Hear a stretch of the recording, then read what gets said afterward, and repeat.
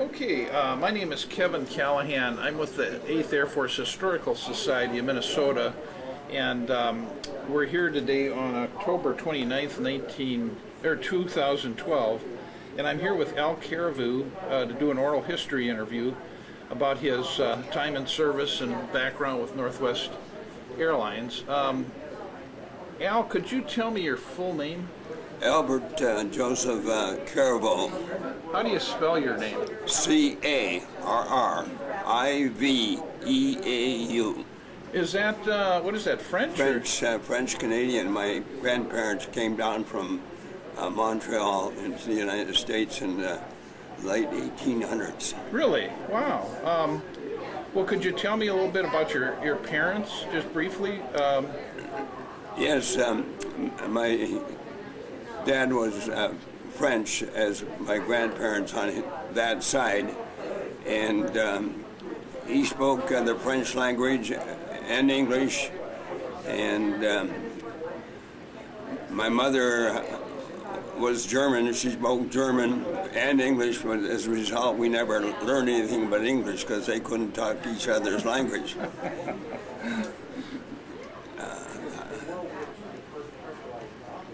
And where were you born? I was born in a little town called Maple Lake, Minnesota. Okay. In 1919, June 4th. So how old does that make you today? I was 93 the past June 4th. Wow, okay. And did you have any brothers or sisters? Yes, I had two brothers and a sister, all younger than I was.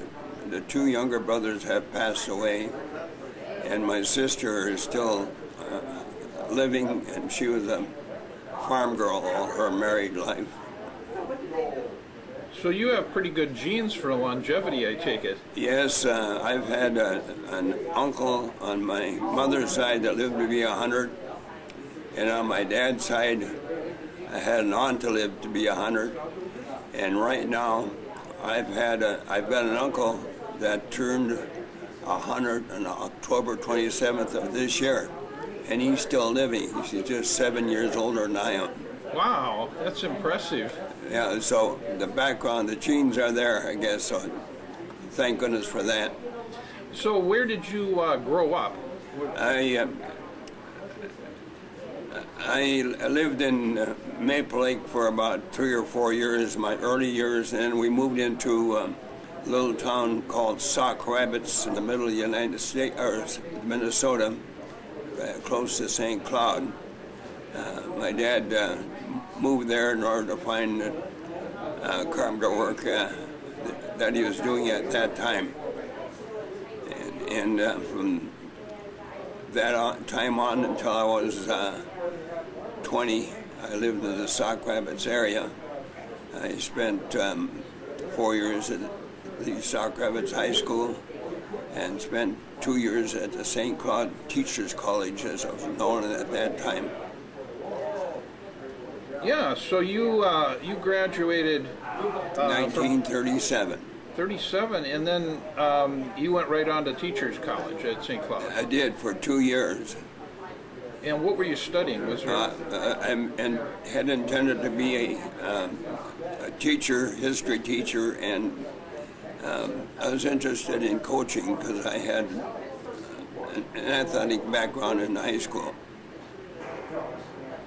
And did you finish the 2 years before the war and getting... The 2 years, after the 2 years, there were a number of financial situations and travel problems that I had that I couldn't continue on teaching, so I came down to Minneapolis to go to work at a wholesale hardware concern. Yeah. And then, were you working there when Pearl Harbor happened, or did you transfer jobs? Or? I was working in Minneapolis at this wholesale concern on Pearl Harbor Day, and as I recall, it was a Sunday morning about 10 a.m. that I heard about the raid on Honolulu. So were you off of work on that Sunday? Or were I you... was off of work at that time. You know, there's a actual holiday called Pearl Harbor Remembrance Day, and there's fewer and fewer people that remember it in terms of personal memories. What do you remember of Pearl Harbor Day?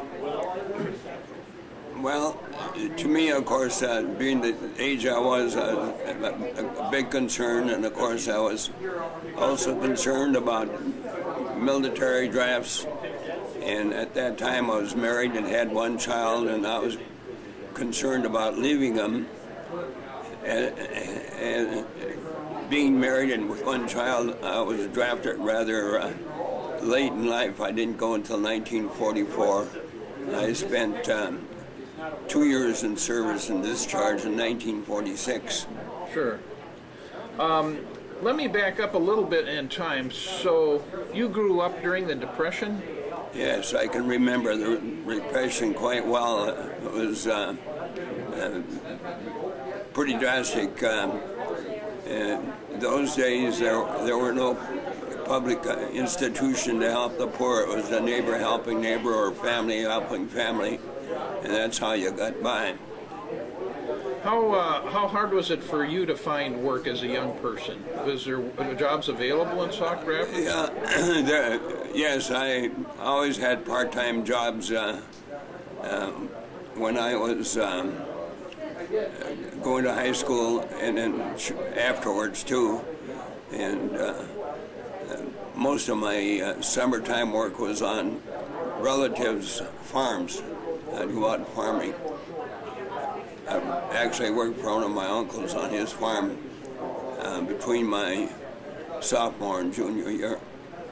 Well, that's always a good thing to be able to fall back on in tough times if you have farming in your background or in your family. It taught me a lot of things, and it made you appreciate about where your food came from, and especially through those Depression days. Sure. Were you in any part of the Dust Bowl, or was that further to the west? That was further away from me. It was north and west of where I was. Oh, okay. Did you ever see people that were kind of driven off their farms from the Dust Bowl? Or? At that time, I wasn't old enough to understand that. See, I was still in high school, and those things at that time didn't register in my mind. I knew about them, but I had no immediate concerns. Yeah. How did your dad do during the Depression? Was he a carpenter? No, he finally got a job in the granite sheds, and it's where they are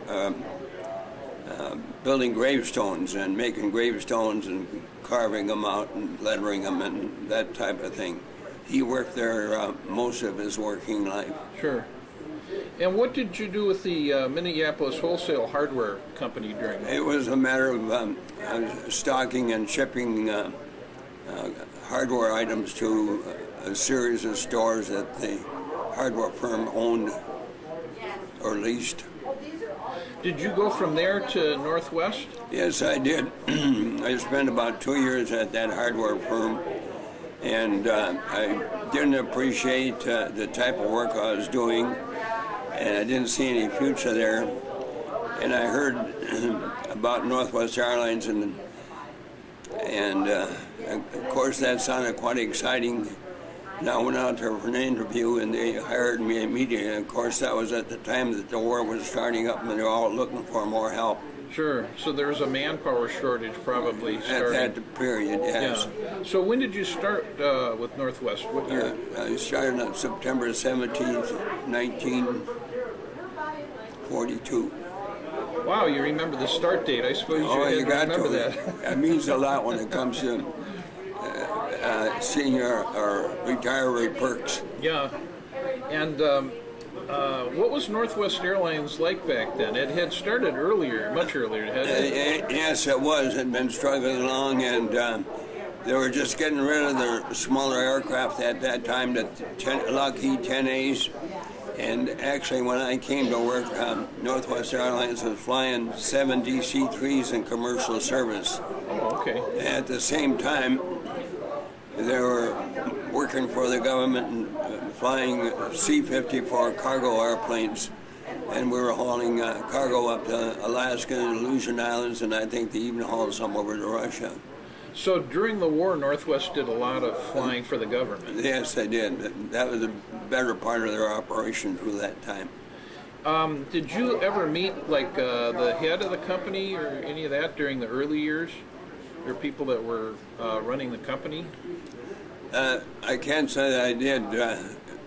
After I came back from service, I met Don Nyrup on one of his early trips through the company, and a man with a fabulous memory for people. And after I met him the first time, he called me by my first name all the while, every time I seen him.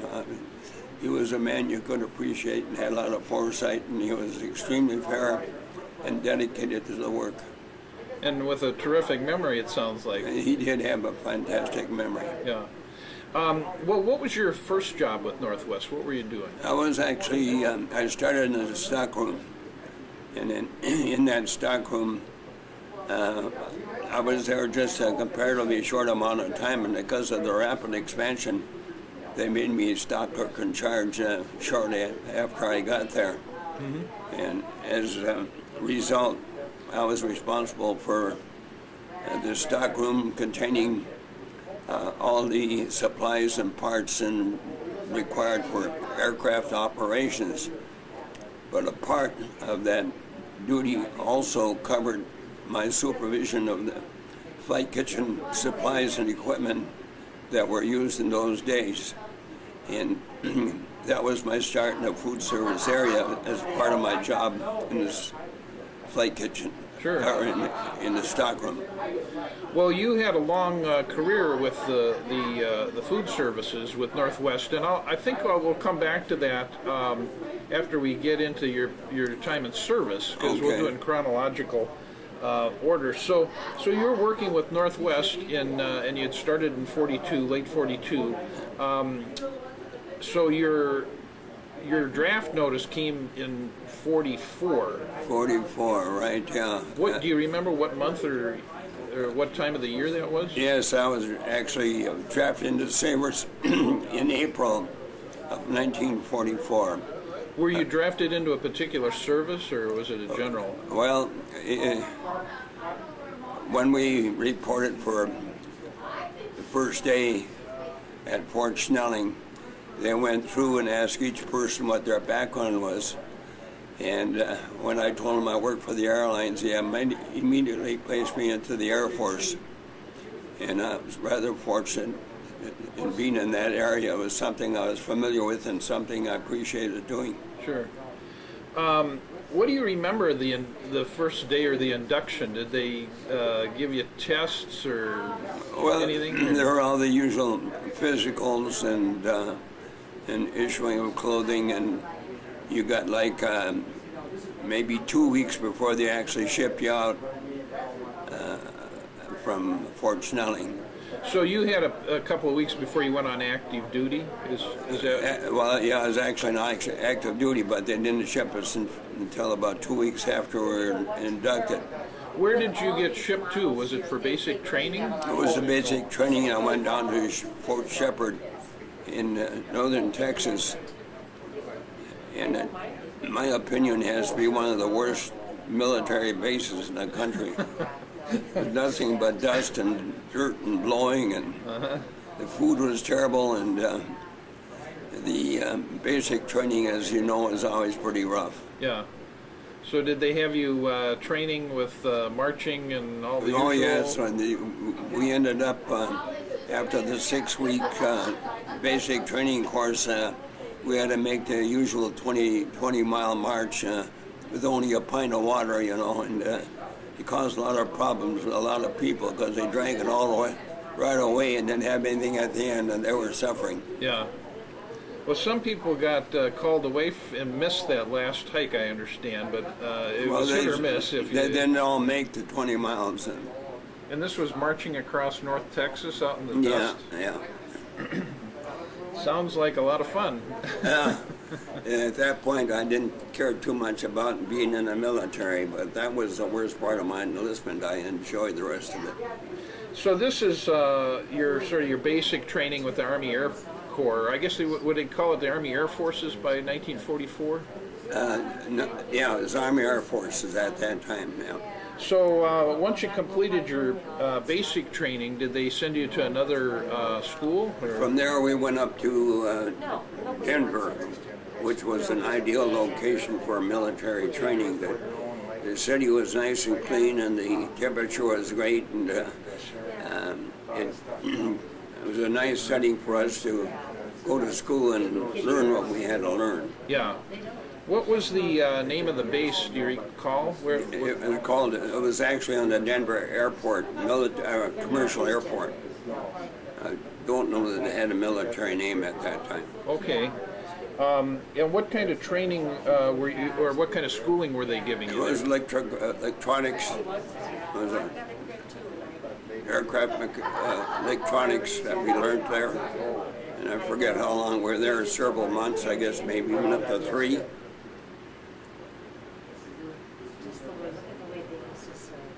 So that was a more advanced kind of training, and were there particular planes you were working with? Or? B-29 aircraft. And that was the most advanced plane probably in the Second World War. That it was, yeah. And we were trained for that. And what kind of electronic equipment did they have that you were learning about? it was basically learning electricity and the flow and the switches and locations and places where you could you'd have your problems. Sure. And so they had fuse boxes and all that sort of all that thing. Type of thing. And the thing I liked about it, it was the first time I went to school and I had the time to work and study. A combination. My early years, my time was very limited. We lived on a small farm, and I did some farm work, and I had to travel a long ways to get to school, and I didn't have the time to do my schoolwork that I should have had in those days. So I found out that when you have time to study, you can do better. Yeah. And I've always tried to make that clear to my children. So you could really focus instead of being distracted by the other things. That's your job at that time. You're going to get it done. Had you been in an airplane, or how did you? When was your first introduction to airplanes? Well, working on them, of course, was when I went to work for Northwest. But my first flights were after I came back from military service. Oh, really? I was able to take some pleasure flights. So that was the first time you were actually in the airplane, was after this? Flew in an airplane, yeah. Yeah. So this was considered sort of your basic electronic school. Did you have any other training or more advanced schooling? No, that was it. Where did you go then from Denver? From Denver, we went down to the Alamagordo Air Force Base. And that base was allotted to training the pilots that flew the B-29 aircraft. And were you doing aircraft electronic maintenance? Right. Okay. And did you train people there, or was it for No, maintenance? it was strictly there were I forget about 10 or 12 of us that were electricians and worked on the aircraft as was required. What was your rank? Do you recall? I shortly after I got to Alamagordo, I went to sergeant, buck sergeant. Do you remember what you got paid by any chance? Oh, It was an increase, I assume. Yeah, there was somewhat of an increase, but the pay at that time was extremely small, and probably like $35 a month or something. But I can't tell you for sure, but it was awfully slow. And a part of that is sent back to my wife for her support. Sure. Could you tell me when you were married? When did you get married? I got married in April 19th, 1941. What was your wife's name?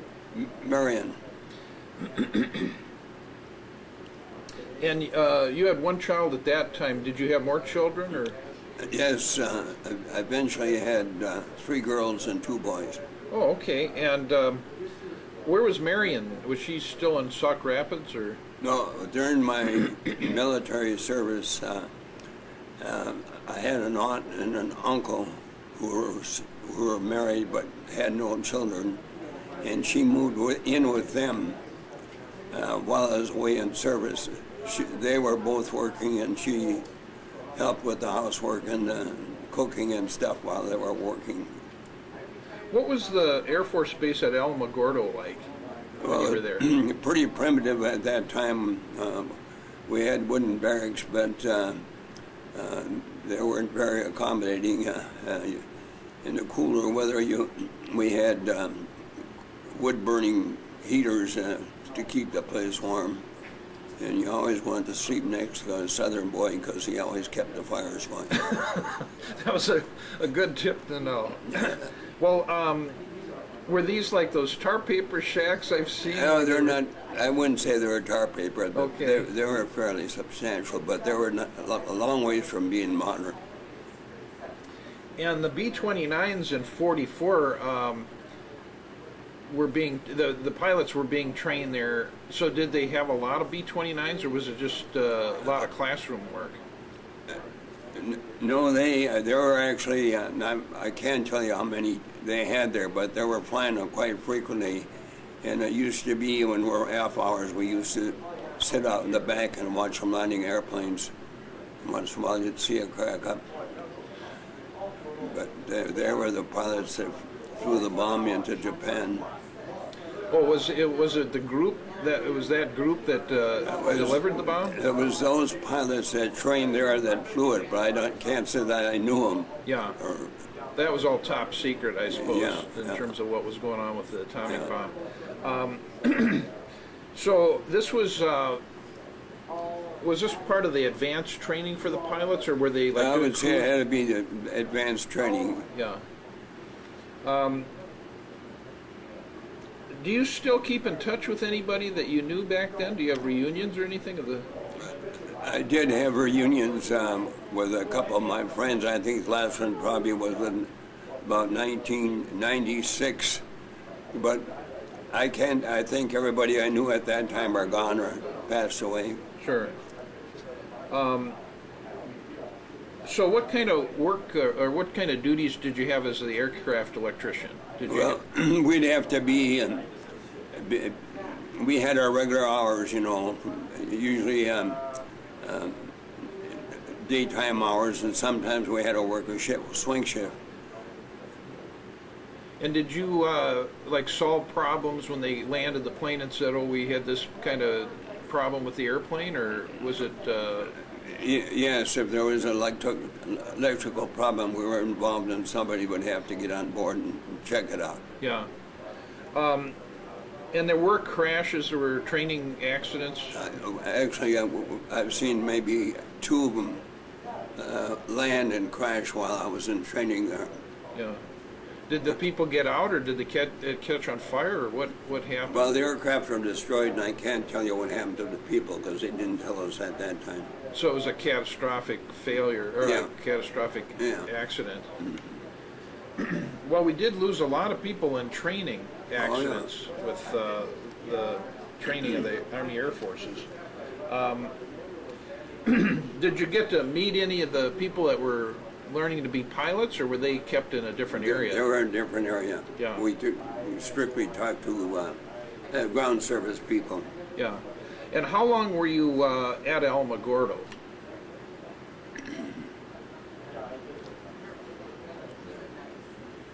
I can't be sure, but I'd say about maybe 14 or 15 months. So did you finish your service at Alamagordo? Yes. And when Japan surrendered, our base was pretty much broken down, and I was sent to Kansas City to wait out my time until I was discharged. You had to have so many points to be discharged, and of course, the guys in active service got out first. So what was your date of discharge, or when, how long, what month was It'd it? be in March of 1946. Now, as I understand it, you had an experience one night when you were driving that had to. Why don't you tell? That's right. I was probably one of the first ones up in the morning, and I always went and got our maintenance truck and have it ready for the day's schedule. And I was driving on the ramp itself when there was a sudden bright light that flashed. You know, it was so bright that it scared me, and I slammed on the brakes and stopped. And after maybe a minute and a half or two, it disappeared. And of course, we continued to do what we were doing, what we usually do. And our base captain reported that the pyrotechnic dump had blown up that night. About 6 days later, we found out what the true story. It was a test atomic bomb that they had dropped at Alamagordo, and apparently successfully. And after that drop, they went ahead and dropped the one in Japan. So you actually were an eyewitness to the first atomic bomb going off. That's true.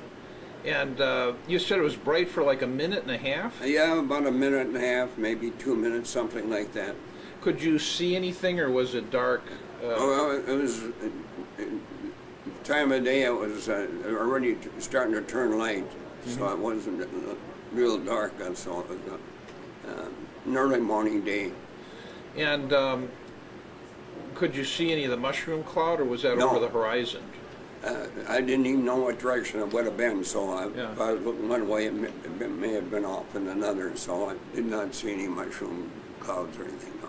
But that kind of a bright light was kind of intimidating. Extraordinary. Yeah. Was it any particular color that you remember? It was just a bright light, just like a big flash of light that would come from an electrical circuit or something, you know. And But you were many times brighter, of course. and you were driving, so you're like in motion in a vehicle. I was in motion with the vehicle at the time it happened, but I stopped as quickly as I could. Yeah, and you had no idea what that No was. idea. I believed them when they said it was a pyrotechnic dump, and I guess we all did at the base. Yeah.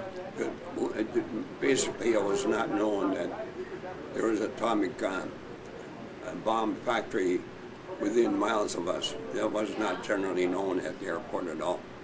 Did they describe it later as an atomic test, or did they use some other kind of code words or something to describe Well, it? I think at that time, after it was dropped, it just generally known all the while through the country that it was an atomic bomb. And I think we learned it through the newspapers, the same as everybody else. Yeah, yeah.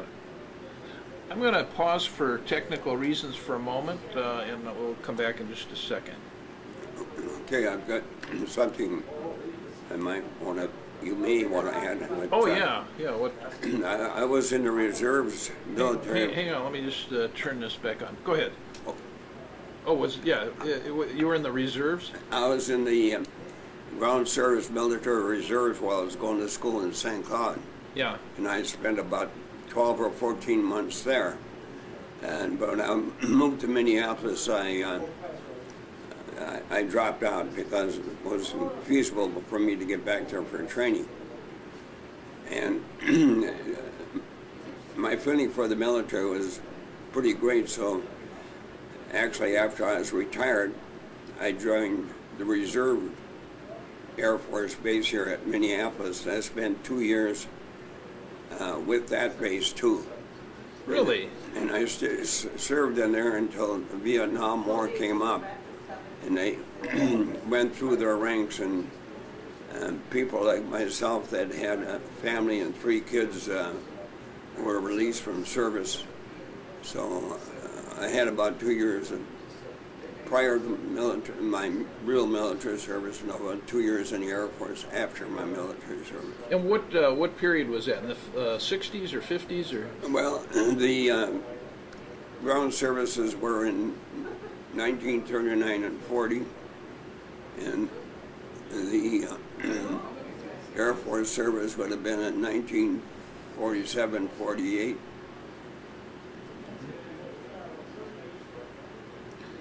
And then what? I'm not sure. When was the Vietnam War? Period? I can't give you that date, and, Yeah. and that 47, 48 may be maybe a little later. I'm earlier, not quite yeah, sure of that sure. the exact year. I got my discharge papers at home, but unfortunately I don't recall the Sure, exact dates. sure. Did other people see the test, or were you the only one up? Oh that no, early? there were quite a few of them up at that time. Yeah, and we talked about it. And we thought it was just another incident, until we heard the word 6 days later. Yeah, yeah. Well, that's a unique thing. I've never met anybody who saw that. I guess there's Alamagordo, and this happened on the White Sands, Near the White Sands, right? Yeah. and they dropped this thing off a tower, if I remember right. Yes. Again, I didn't get into the particulars of how they did it. Yeah. I just know it happened. Sure, sure. And that would have been off to the west of where you were, or I can't tell you the directions at this time. yeah. I couldn't even tell you how far it was. I estimate it was about maybe 15 miles. Oh, you were that close to this? I think, yeah, that was my estimate. Yeah. Was there any sound associated with it? No. Okay. And you weren't close enough to I feel didn't hear heat any or sound, no. you didn't have any heat or any of the radiation or anything that No. you know of. Okay. So I suppose not that long after that there was the dropping of the atomic bomb on Hiroshima and Nagasaki, and VE Day. Were you on the base when the news of VE Day Yes. came out? And what was the reaction on the Well, it base? was jubilation, of course, and everybody said war is over. We get back home to do what we want to do, and Yeah. I think we all certainly thought that was a justified action, Yeah. and I think that Truman had a lot of fortitude and guts to go ahead and do what he did do. Yeah.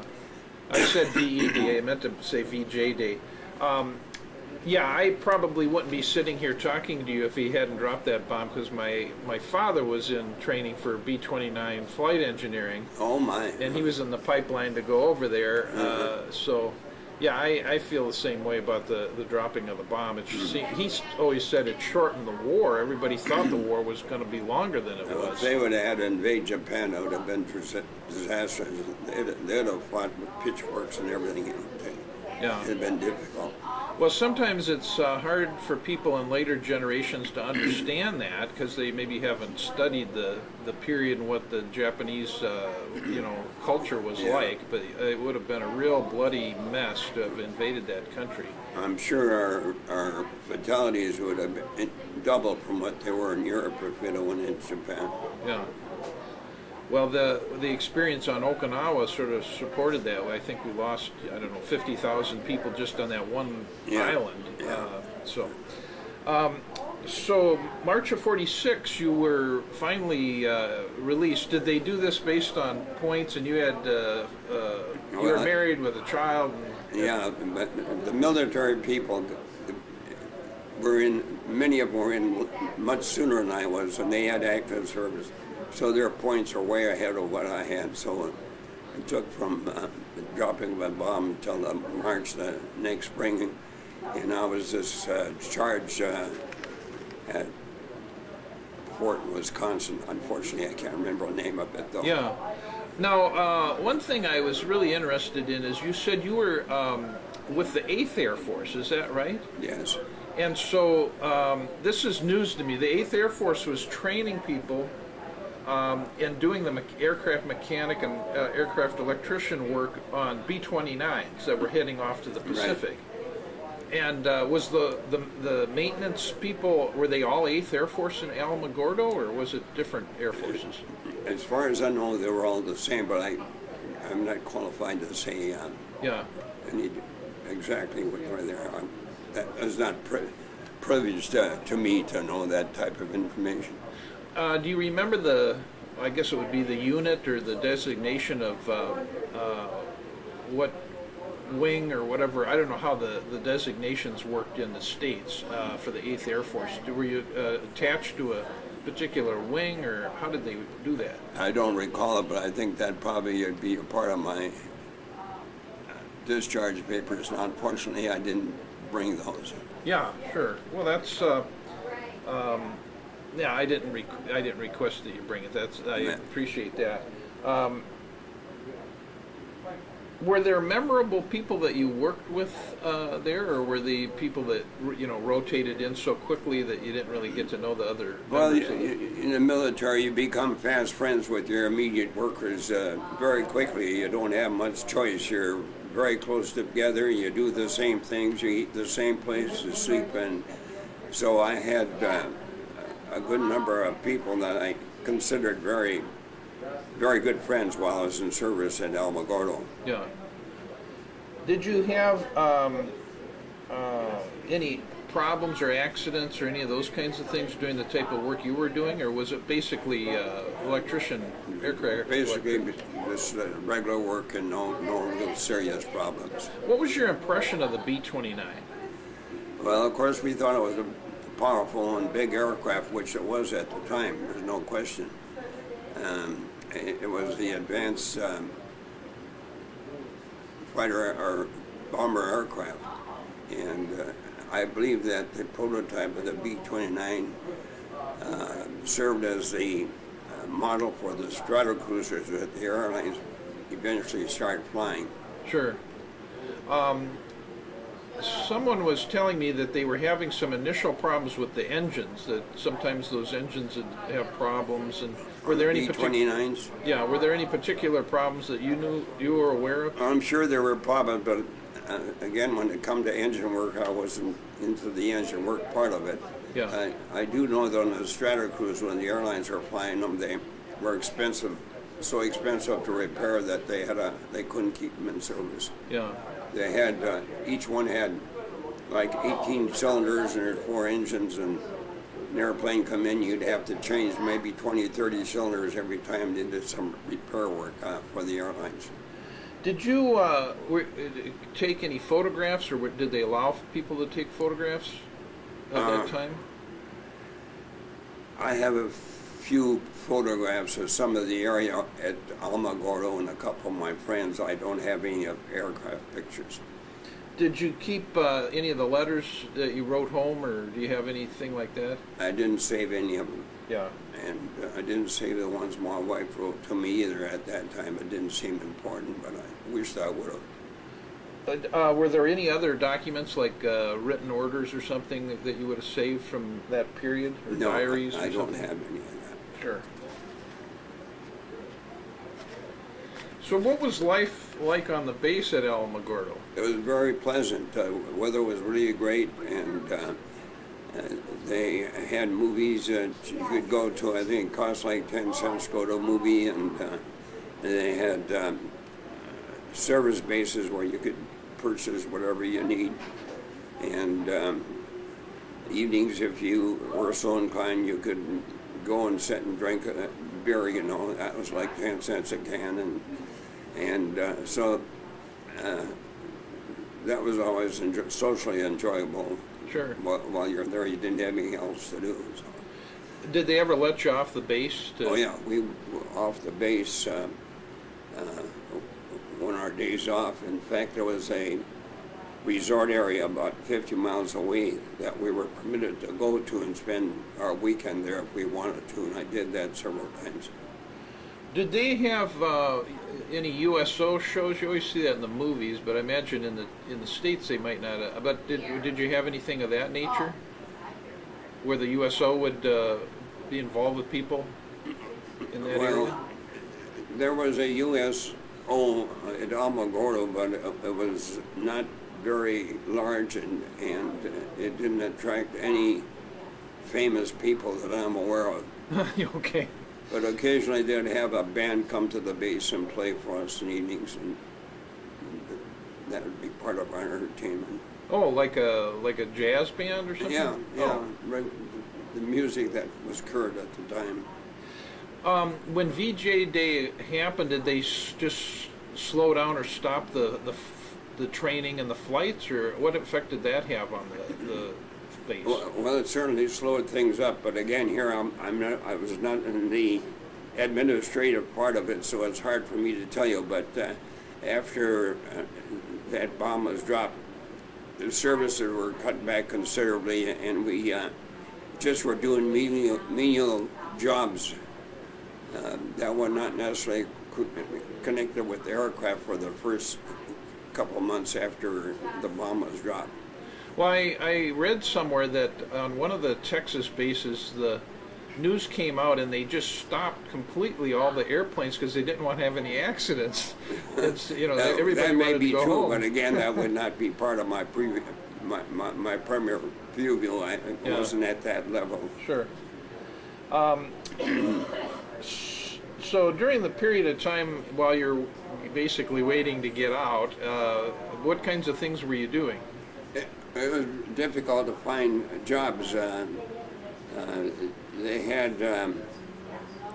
one place where I had parts and supplies, and I had been a stock clerk, so they assigned me to that area over there. So on my own, I took the time to inventory everything they had in that building, just for something to do. Yeah. They didn't ask me to do it, but I did it, and I left it there, and whatever happened to the inventory or the parts, I have no idea.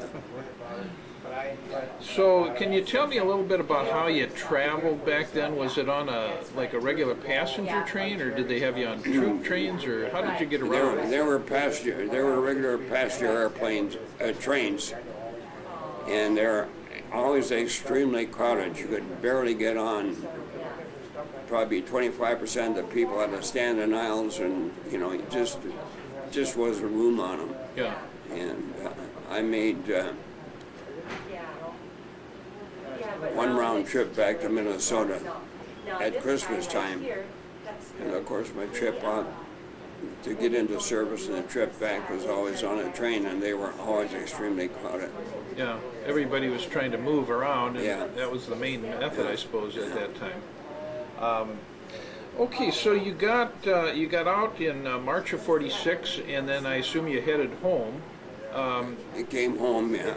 Did you have a time where you had time off before going back to work, or? No, I maybe had a week or 10 days or something, but I reported back to the Northwest and told where I was going to be assigned when I came back, and I did. And I was placed in their main stores as a stock clerk in charge. So you were able to get your job back. I got my job back. I was very happy about it. Was that a law, or was that just a good Well, employer? it was. I think whether it was a law or just done voluntarily, at that time they always put the people back to work in this whatever they were doing before they left. Well, you're the second person to tell me Northwest did that. John Peterson said the same thing. He got his job back after Got my his job service. back and went to work right away, and Yeah. I was at the main base for maybe 6 or 8 months, and they opened their first line station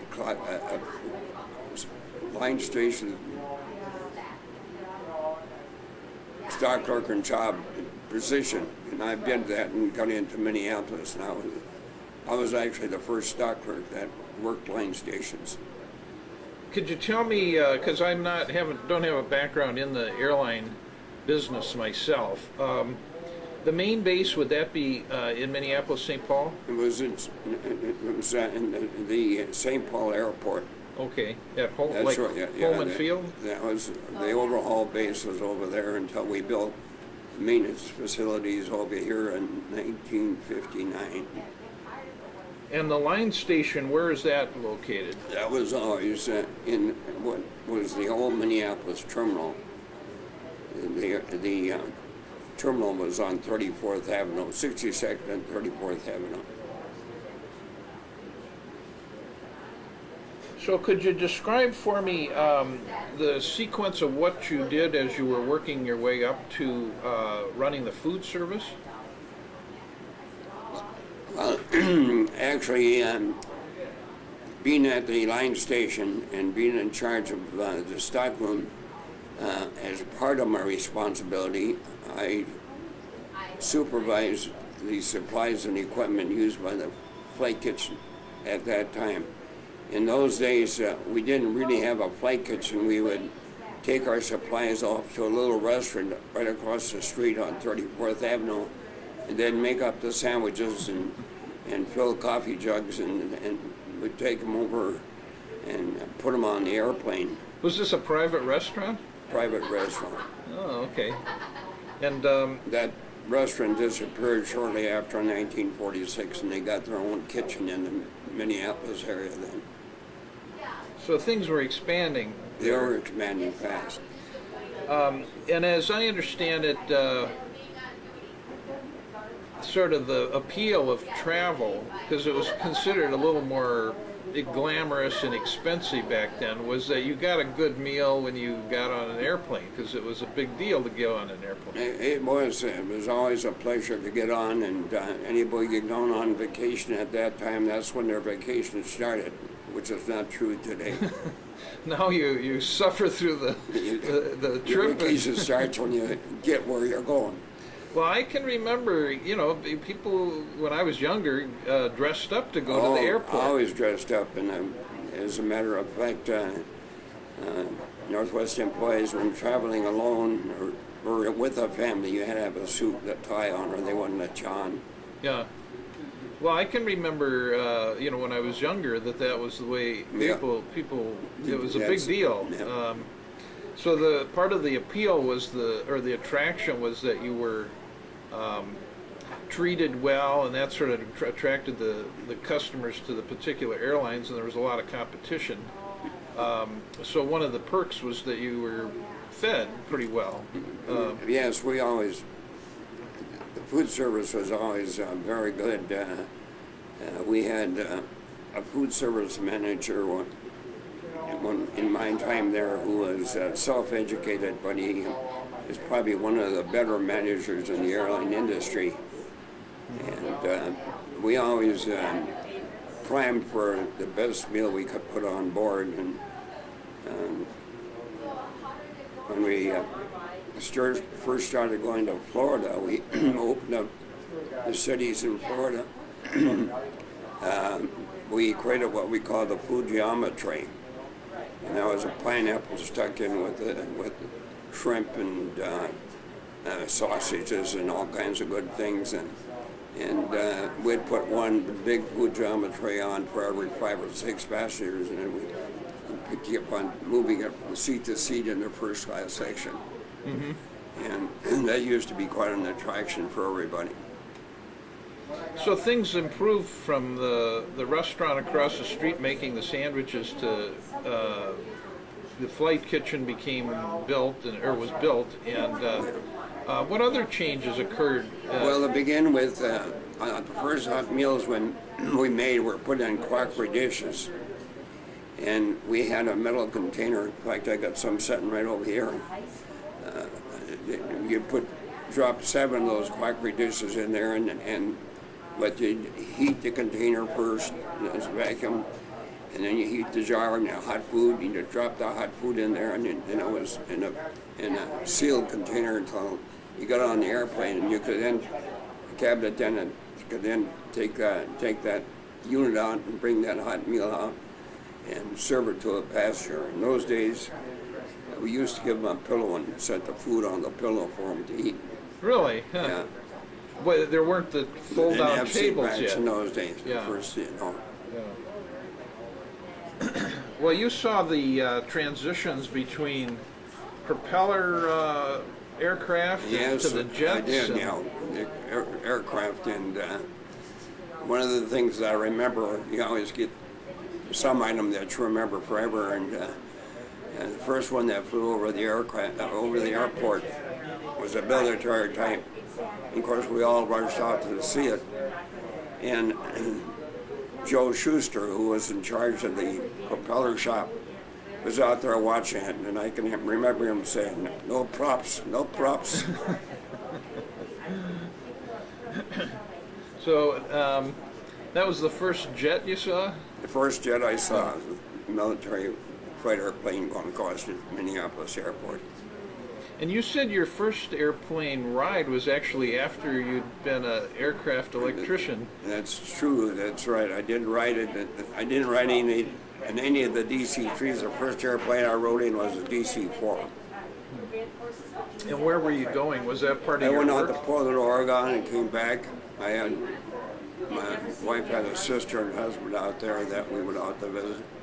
Now, you had, as I understand it, one of the perks of working for Northwest or most airlines was you could get flights as part of your benefits. Was that correct?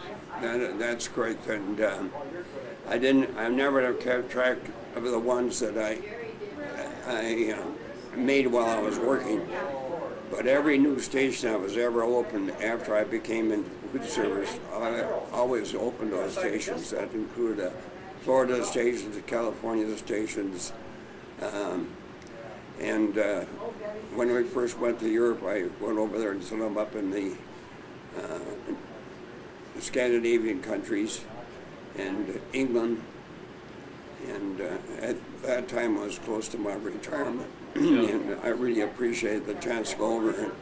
And that time in my life, my family was fairly well going, so I used to take my wife along with me, which was permissible to bring her along. Not that they pay our expenses, but How long did it take to set up a line station? Were you there for like a week or a month? Or well, most of the places we went to that were negotiated by the company, saying we're going to go there, and we had a chef that would provide the menus, and they would do the price, management would do the pricing too. But then I would go in there to make sure it would work.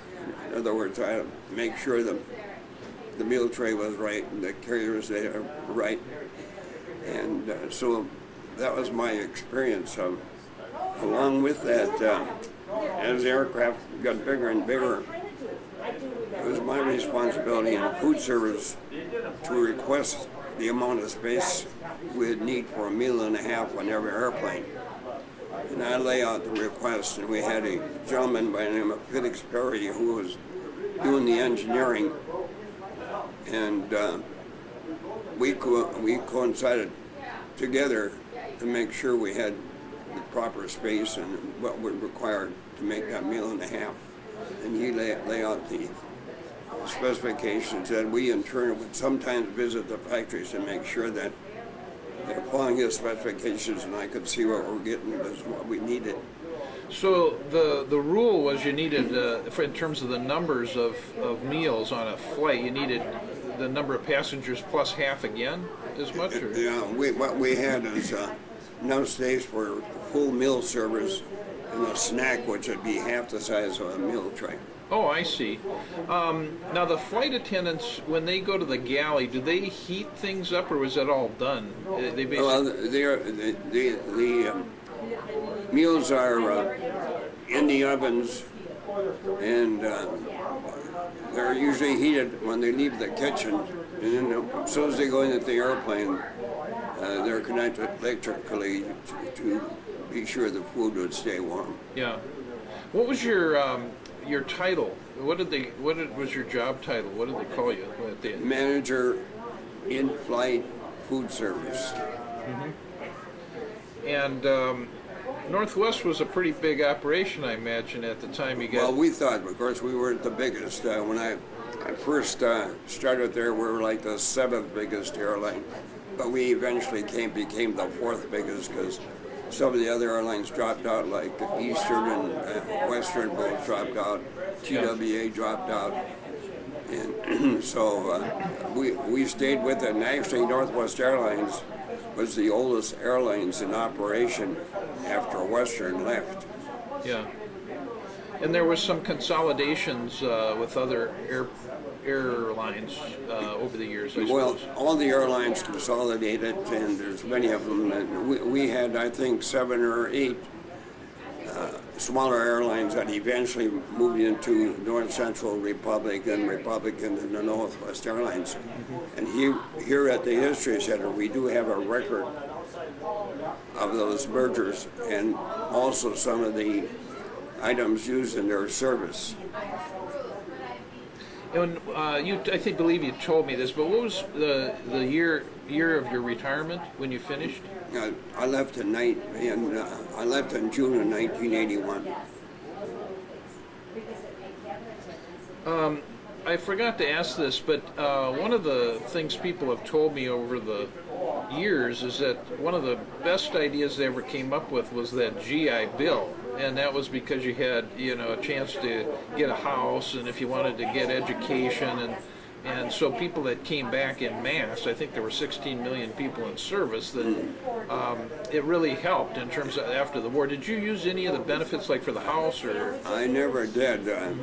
I had what I considered a pretty good job at Northwest Airlines, so I didn't take advantage of it, but I had many friends who did, and they all did well. And in my opinion, is one of the big jumps that made our country grow and became prosperous is the background that these kids picked up after they went to college. Well, they had a double education. They saw the world during the war, and they also got an education when they got home. That's right, yeah. It was a well-educated group eventually. Were you primarily based then out of the Twin Cities during your career? Well, my basic assignment was always Minneapolis or St. Paul Airport. However, when I was the first stock clerk in charge on the line stations, we eventually grew and had stock clerks at other locations, and as a result, I traveled to places like Spokane, Chicago, and New York, and I'd work at those locations for anywhere from a week to 2 weeks to make sure those stations were operating properly. Yeah. So that was my first experience of working away from the Twin Cities. And between 1981 and when the Northwest Airlines History Center opened up, were you enjoying your retirement, or did you I was do other enjoying things? my retirement. I was in 2002 when this place operated was my 22nd year that I had spent in Arizona for the wintertime. And so when I came back, this thing was just getting into motion, and Pete Paskey, who originated the unit, I went to work as a volunteer right away, and unfortunately the man that he had picked to run this place died very shortly after it started. Mm-hmm. And when that guy died, Pete and I got together and he asked me to take over and run the place, and I did. I ran it for about 8 years with good help from John Peterson. So you were, what do they call you, the president or of the Northwest Airlines History Center? Well, we didn't have any titles in those days. It wasn't until much later that we elected presidents, and we did have a board of directors. I was put on the board of directors fairly soon after I started working down here. Yeah. But we didn't have any presidents or managers. We just volunteers. Sure. And I think it probably was about, this is an estimate, I'd say about 2008 when we said, hey, we got to have a president and vice presidents, and so they were selected and nominating committee and then voted in by the board. So the History Center's been open for 10 years this year. Right. And has it changed in its appearance over those 10 years? Oh, the amount of material we've received in those last 10 years, we got tenfold over what we had in 2002. And in fact, we got so much stuff we can't display it all. We got quite a bit of it in storage. And hopefully someday we're going to be in a larger location where we can bring this out and display it. Where do you get the material? Is it private people that are donating, or is it the It's company? basically retired Northwest Airlines employees. And they've all sort of collected here and there Everything things. they collected. We model airplanes and dishware and advertising materials, flight bags, cabinet uniforms, pilot uniforms, and we have much more than we can properly display at this time. Well, it's a tremendous place. It's well displayed, and the cabinets and everything are beautifully put together. Is there a particular person who's put these together, or is it a group effort? We had the group that first laid out the floor here, but after a year or two, it was pretty much up to John Peterson and myself to help formulate and decide how things were going to be displayed. And of course, with the board's permission, we didn't do anything on our own, but we pretty much decided where dishware would be. And Have you contributed anything particularly that you're? yes, I've donated a couple airplanes and donated some dishware and. Right offhand, I can't think of, but yes, I made a good number of contributions as well as a financial contribution to help make the place go. Now you mean model airplanes, not actual Model size. airplane, right. And I understand that the Spirit of St. Louis and the Waco biplane were grabbed by Delta. Is that right? And they're down in. That was hanging in the terminal. Yeah. Yeah, we didn't get our hands on that. Well, I remember those planes. They were beautiful displays. It'd been nice if we could have, but they bought the company. It was theirs. What do you see as the future for the Northwest Airlines History Center? Well, we're hopeful, of course, that we're going to be into a larger organization. And generally speaking, we're working with the Minnesota National Aircraft Reserves to get on the airport itself. There's a lot of movement in that area. We have the land promised and buildings that are there that we can use. Would this be at Fort Snelling or? At Fort Snelling. Okay. And it's going to be called the Aerospace Museum. Yeah. And they intend to build a training school, and also as part of their, they want our museum to be a part of that organization too. And what they want to do is celebrate the aviation industry in the state of Minnesota. So this would be was a big part of that. So we'd have a lot of that material that they could use over there. Do you know when this company started? What year? Was it in the 20s? 1926. And who was that Speed Holman, or was he before that?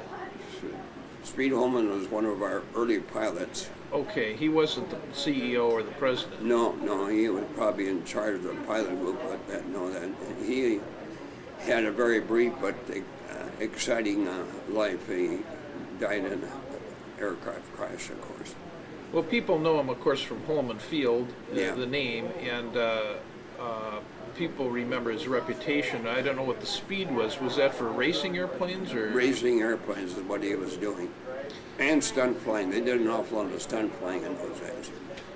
And then there's a lot of people still that remember the modification center during the Second World War that was here. Now, you, of course, I suppose were down in Alamagordo, but did you have any connection with the modification center? I didn't work there or with them at any time. Yeah. Do you still have reunions of any type, or are there people left in terms of your time in service that you still keep in touch with? Well, when we had what we call a management retiree group, and they survived for about 5 or 6 years after Northwest Airlines sold to Delta. But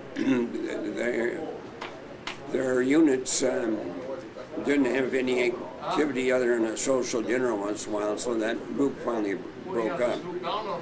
But when I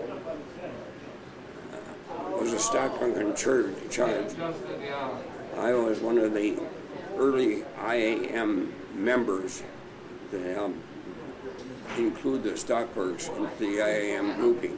What does IAM stand for? International Association of Machinists, and they basically covered the mechanics. And the BRC covered the opposite area.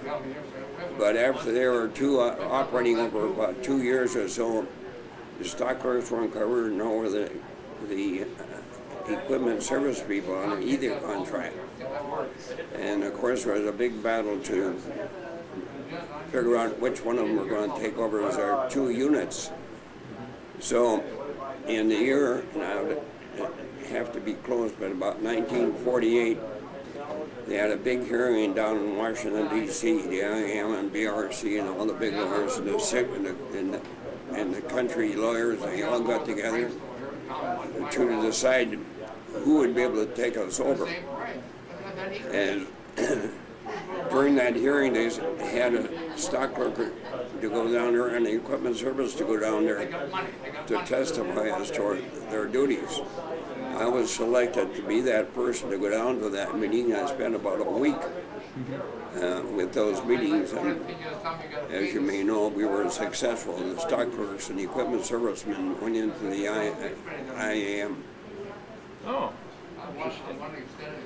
Have you written up any of your stories, all these various things that you've had during your long life? You had your period of time during the war and your period of time in Northwest. Have you written anything? I've got a booklet that I wrote on my life at Northwest Airlines. It's a fairly heavy book. It includes accommodations and letters and anything that of a written nature that I could gather together, and I've got that book at home. Oh, okay. Have they made a copy for the archives for the Northwest Airlines History Center? I haven't given it to them, and I'm not sure. I don't know if they'd want it or not. Oh, I'm sure they would want it.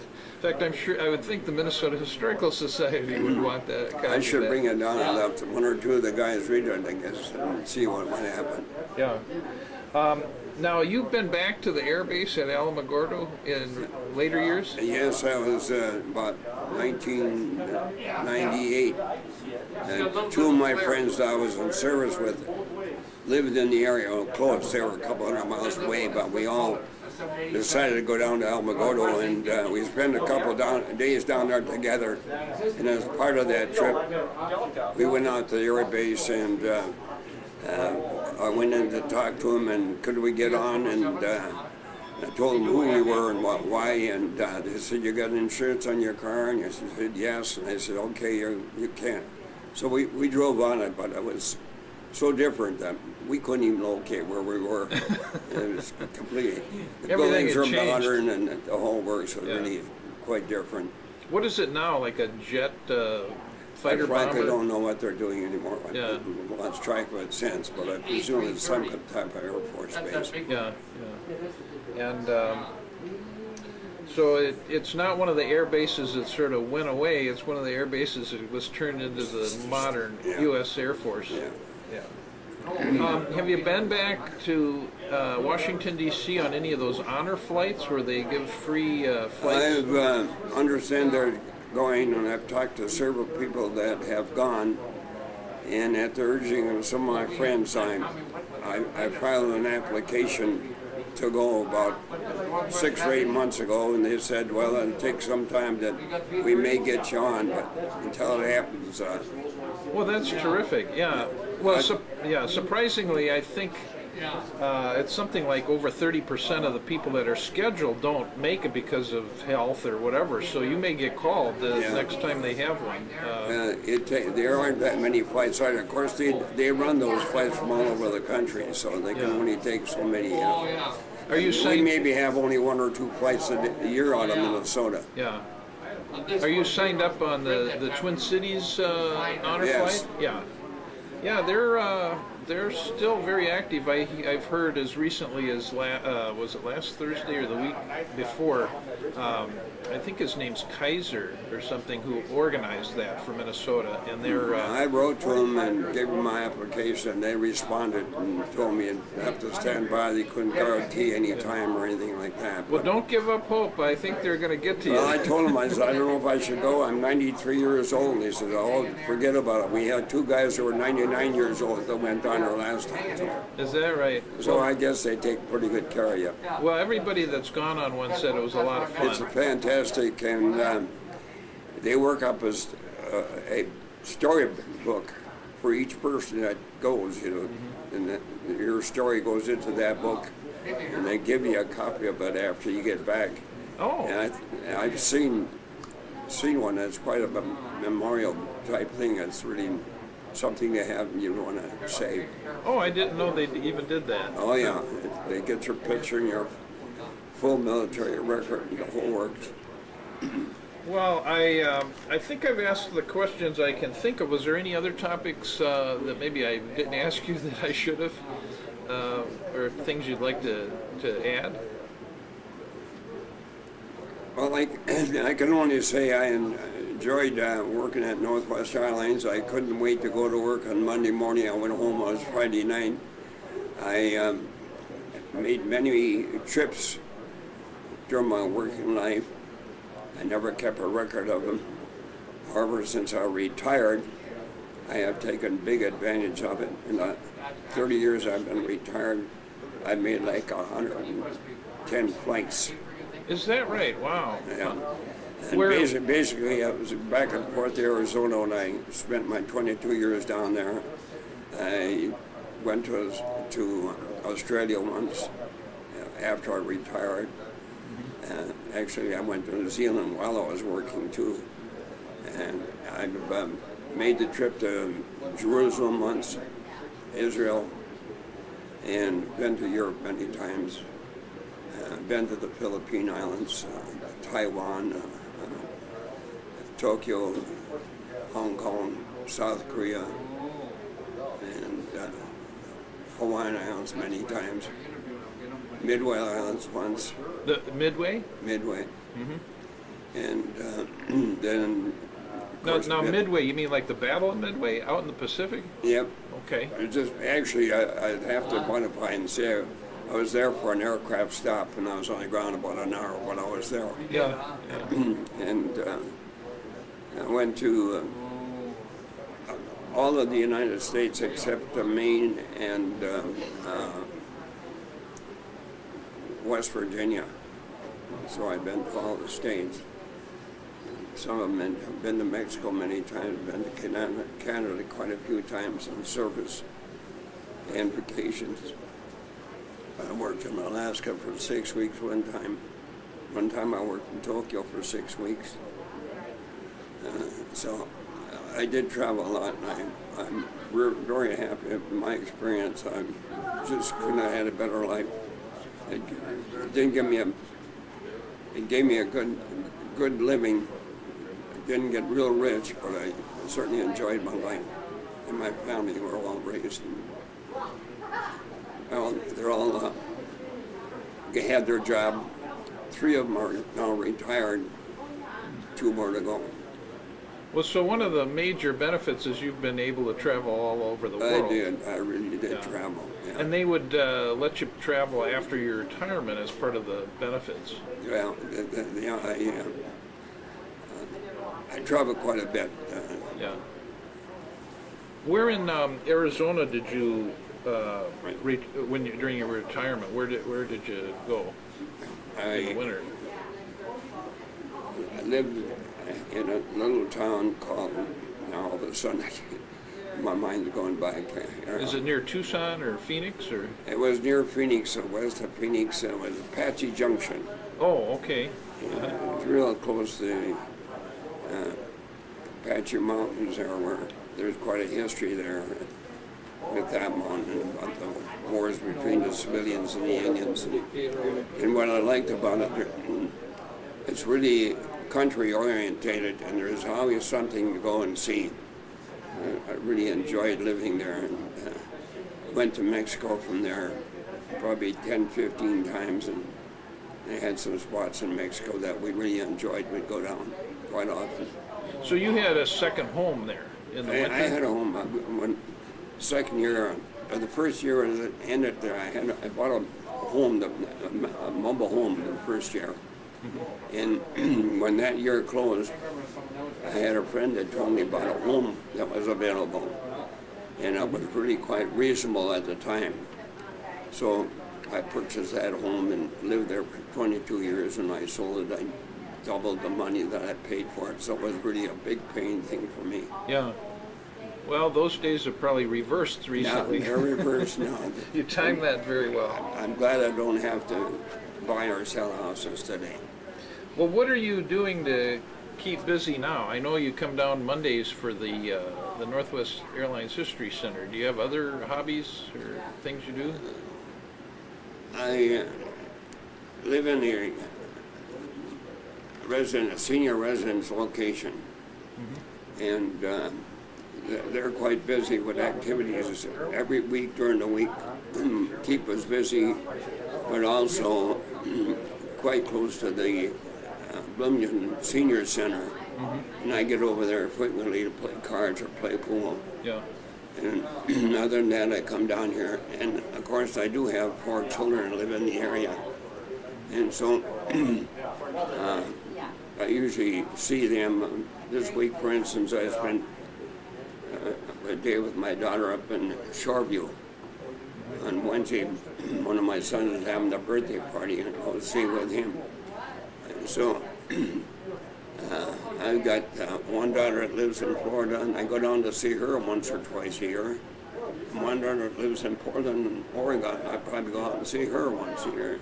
So those You're are my a very activities active guy. right now. Yeah, for somebody in your 90s, you're very active. I've been very fortunate in my health. I've never been in a hospital except to have my knee replaced. That is unusual. Yeah. Don't take any medications of any kind. So I've just been lucky in health. Yeah. I think so. From the people I've recently interviewed. So the main people that have been sort of directing the Northwest Airlines History Center included Pete Patsky and you as one of the early sort of founders and running the place, and then John Peterson. Yeah. And I understand Bruce Kitt's been the president for He a bit. recently, I brought him along, and I was the one that recommended him to become president, and also I got the president guy running that replaced me. He's here too, and Wayne Snyder, I was able to help select those 2 guys. Yeah. And some of the very early guys that worked with Pete was Jerry Nielsen and Mary Fryer. They both were credit union orientated, and of course Pete was in charge of the credit union at one time, so that was the nucleus to help get us started. And they had a pilot that was very active when we first started too. Now I understand Flora and Faye have both done a lot of work. Faye she's very dedicated. She runs an EBB business on her own, but she also sells a lot of rare stuff, and she does quite well at selling items out of here.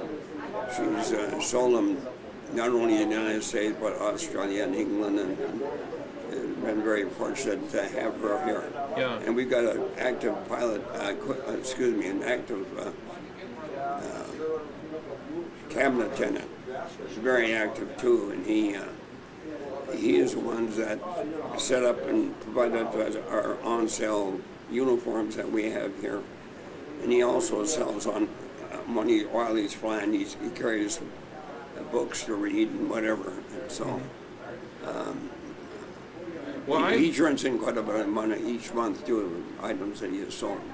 Well, the first person I met here was Ray Dolney, who I guess comes on Fridays. Yeah. And He was a 747 pilot, and I know Joe Olson and Steve Marks, and there's a lot of volunteer support for this this organization. Yeah, and we were very fortunate that a track that was difficult when it first began to be known around the Twin City area. Yeah. But as time went on, we got more and more people active, and I don't know if you've seen it, but just recently we had a pretty good write-up in the Bloomington newspaper about our 10-year anniversary here. Oh, I didn't see that. They made it. It's here. Wayne, a manager here, may have a copy of it here. You can ask him for it. I'm sure he'd show it to you if he's got it here. Well, the things that I guess personally I found very well done include the uniforms and the models in this museum. Are there things that are favorite things that you like in terms of the displays? The other thing, of course, is the gong, which I guess was... that's a big attraction thing. Of course, I worked in food service, so the dishware was always of great interest to me. Yeah. But I try to appreciate everything we have. Well, I want to thank you for giving me the opportunity to interview you and ask some questions today. And what I'll do is I'll make copies of these, however many copies you would like for your family, and we'll put some copies in the archives here for the Northwest Airlines History Center. And we're trying to get everybody recorded that was involved for the last 10 years. And of course, you've been one of the more active people, so your name was immediately put forward. You got to interview Al because he knows so much about both the history of the airlines and also the history of the Northwest Airlines History Center. And as I said, you're the only person I've ever met that actually saw the atomic bomb go off, the very first one. So it's a interesting background you had. I drop that down every once in a while in a meeting someplace. Well, I was there when the first atomic bomb. Oh my God, were you over there? No, I wasn't over there. But then I'd have to tell the story, because... Did you ever get to like Hiroshima or anything on those trips? No, I've been to Japan many times, but never got down to any of those. I'm the same way. I've been to Japan, but never been to... I took one train trip to one of the bigger resort cities one time. But at the time I was over there on temporary duty for 6 weeks one time. And we really got to see a lot of Tokyo. I really got to know the area, and I admire the transportation system, and I really think they're progressive type people. It's an incredible country to visit and to see all of the things it that is, are yeah, it's there. good. Hong Kong is really the best tourist type country over there. South Korea, I didn't enjoy that. I was concerned all the while I was over there. You had these kids that were 19 and 20 years old running around with a rifle on their back, and you always are concerned. In order to get on the airport to work, I had to give them my passport, and they'd hold it until I come off. And the security was really terrific over there. Yeah, in South Korea. In South Korea. Yeah. Well, I've never traveled to South Korea, but that's good to know. And that leather jacket I'm wearing today, I bought in South Korea for about $35. They're selling them over here in Dayton for about $150. Yeah. Well, I think I'll close, and I wanted to thank you again for giving me the opportunity to do this interview today. Thank you for the chance. Thanks.